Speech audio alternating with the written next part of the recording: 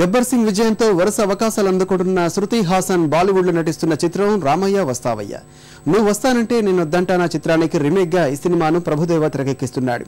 తాజాగా విడుదలైన ప్రచార చిత్రాన్ని మంచి స్పందన లభిస్తోంది.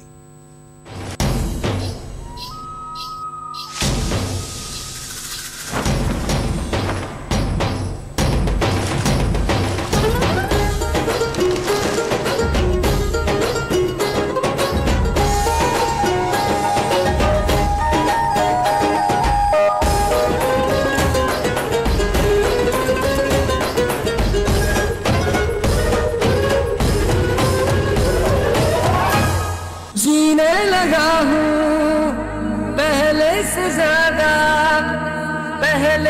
ज्यादा तुम पे मरने लगा